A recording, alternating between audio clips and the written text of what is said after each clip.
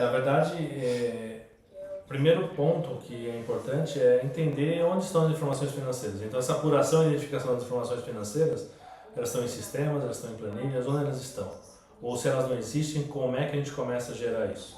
Então, o primeiro ponto é, eu preciso ter dados. E se eles já existem, eu consigo consolidar e identificar métricas financeiras para poder medir. Se eles não existem, eu preciso começar a me preocupar e criar.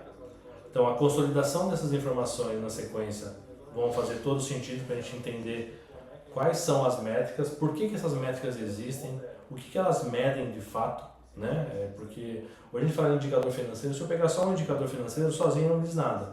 Eu preciso ter uma combinação. Então, fazer com que a empresa comece a identificar quais são as métricas necessárias para ela poder entender se ela está indo num caminho adequado, se ela está indo na direção que ela precisa seguir para poder atingir suas metas ou não. Depois, entendimento sobre rentabilidade e margem de contribuição, que é o que a gente levantou lá, né, nas nossas pesquisas, que de fato é olhar para os produtos, como é que eu melhoro a precificação de um produto, como é que eu vejo aqueles produtos que são rentáveis de fato, onde eu consigo até dar uma promoção, consigo ter noção de quanto eu consigo dar desconto para clientes nas negociações. Então, é uma informação super importante até para a área comercial. Para a área comercial ter essa informação e a empresa inteira dominar. A área financeira, ela é provedora de informação. Ela não é a dona da verdade, a dona do número. Ela é provedora. E essa informação disponibilizada de forma transparente vão fazer as áreas operacionais, comerciais, RH, a terem outra visão, a se preocuparem com outras coisas e atingirem metas mais plausíveis para cada uma das atividades.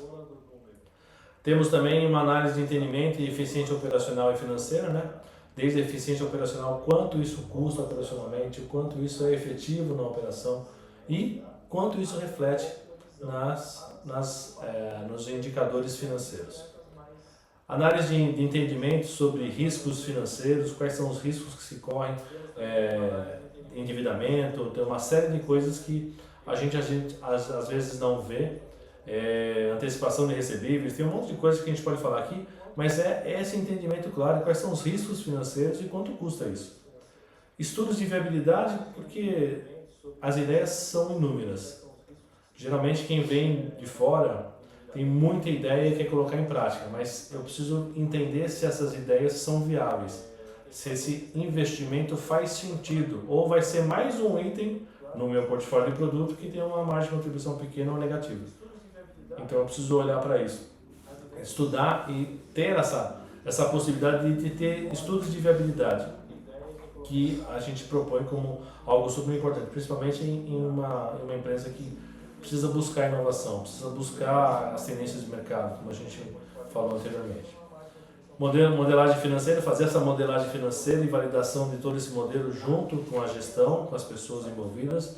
Normalmente se faz isso com a primeira liderança e a segunda liderança, depende do nível da organização, mas é para todo mundo entender o que são esses números.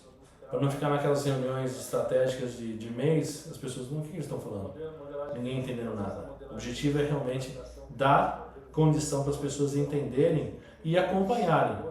E ao longo do tempo é muito interessante você ver que as pessoas falam, puxa, aqui está ruim, está piorando, o que está acontecendo? Uma pessoa já começa a entender um pouco mais e até cobrar as outras, mas o que aconteceu aqui? Me explica um pouco melhor, deixa eu entender.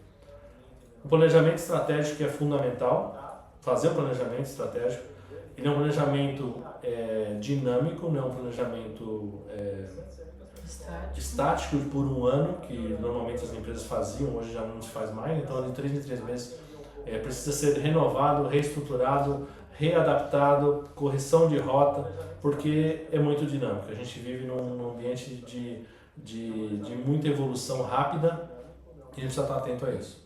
Então o planejamento estratégico ajuda o gestor a olhar para o mercado, que é aquela coisa que aquele ponto que a Regina falou que ele não tinha, né, que ele olhava muito no operacional. E é uma dor para 99% acho que dos empresários, eu estou muito na operação e esqueço, ou é mais prioritária a operação de fato, e é o que faz a empresa seguir, mas ela não tem um norte, ela segue meio desordenada, meio desestruturada.